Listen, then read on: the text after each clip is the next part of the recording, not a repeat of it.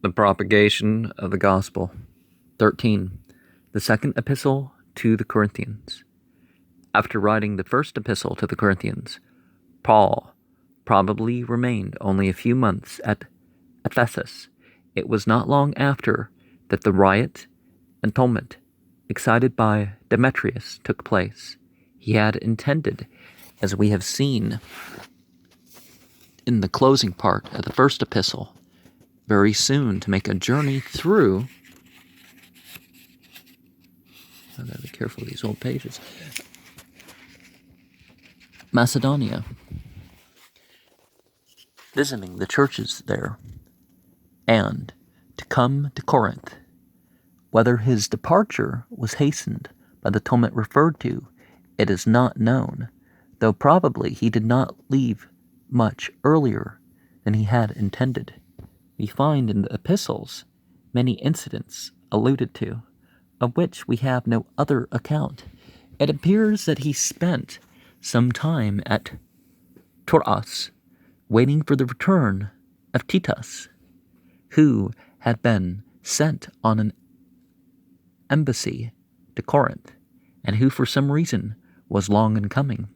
But the apostle found a large opening for the exercise of his calling in that neighborhood, and appears to have preached very effectually, and to have gathered a good company and perhaps several companies of believers. We learn further of the general tone of his epistle, as well as specific allusions that Paul was, during the whole interval and up to the time of his writing this letter, suffered severe afflictions. These appear to have been partly of the nature of physical disease, and partly in consequence of the state of the churches, and especially that of Corinth, in which much mischief was being wrought, both in opposition to Paul's authority, and through this and other means, the demoralization of brethren, and the damage to the cause generally. There was the thorn in the flesh, without were fightings, within were fears. After his arrival at Philippi, Titus, long deferred coming, took place. He brought him the good news that the apostles' directions had been obeyed, and that the most prominent offender in the church had been brought to trial and excluded for his immorality.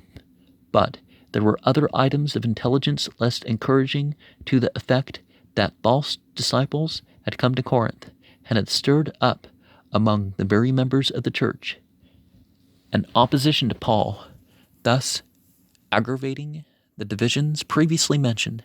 This opposition appears to have been of a bitter and malignant kind, and was both unjust and cruel. This faction, though a minority, doubtless, of the church, appears to have been led by a certain person or persons bearing the letters of commendation from Judea, who questioned Paul's authority as an apostle, and otherwise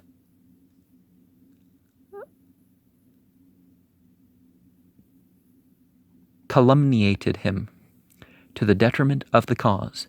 This was an additional grief to Paul, but though cast down by all these things, yet we find him rejoicing in the midst of his distresses. The present letter was written in part to meet these calumnies and to induce in the Corinthians a better mind. It was probably written within a year of sending the first epistle. The following are the prominent divisions of the epistle. The first part, the apostle's account of the character of his spiritual labors, accompanied with notices of his affectionate feeling toward his converts, chapters 1 through 7, directions about the collections of the poor Christians in Judea, 8 through 9, a defense of his own apostolical character against those who were impeaching him in this respect, 10 through 13. Chapters 1, 2, 3, 4, and 5. Where was Paul when the former letter to the Corinthians was written? What took place between the writing of the first and second epistles? How long after the former was the latter written? Where was Paul when he wrote it? What experiences had he been subject to in the interval? See the introduction, also chapter 1, verse 8, 2, verse 12 and 13, 7, verse 5. What effect did the return of Titus and his report have? Was there any favorable intelligence mixed with favorable? What was the character of the opposition of Paul in the church? Give the prominent divisions of the book. Are these very clearly defined?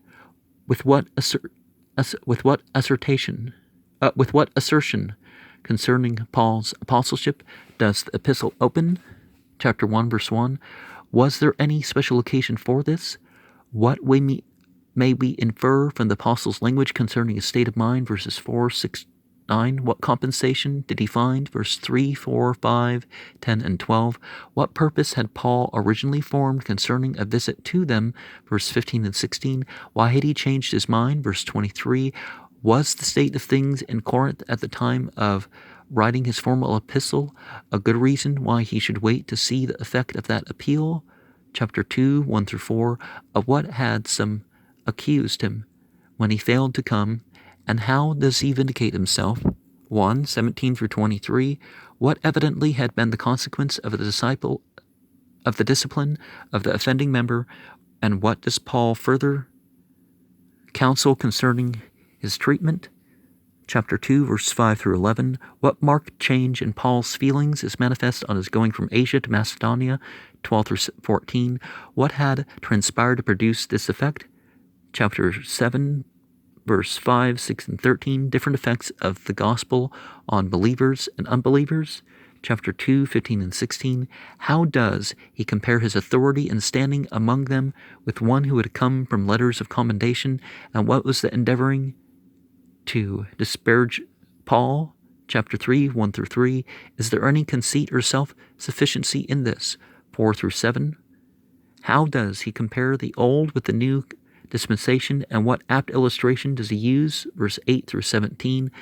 What is the historical incident to which he refers? What grand sentiment is here uttered, and what is its import? Verse 18. How does he further vindicate himself and his cause? Chapter 4, 1 through 7. What is the Christian preacher's business? Verse 5 and 6. 4, okay. What is the antithesis of experience? What antithesis of experience does he present? Verse 8 through 16. What great hopes buoy him up and more than compensate his distresses? Verse 10, 14, 17, 18. What glorious expectation does he cherish? Chapter 5, verse 1 through 4. The doctrine of the general judgment. Verse 10, the great motive of the apostles' preaching. Verses 10 through 13. What radical change of purpose is implied in and essential to conversion or regeneration. 14 through 17. Paul's theory of the atonement and his office as a minister. 18 through 21. What is implied concerning the costliness of this redemption? Can you find other expressions in the Bible implying this? And there's something to be said for a method. And a method that, even if you don't know what it means, and you don't believe in the spiritual authority behind it, that it works. So, is there anything like this that we can find in Christianity, that we can refer to texts like the Quran and the Avesta and a lot of the Vedic text? I guess we can call the Sanskrit text all Vedic texts just for principle's sake, right?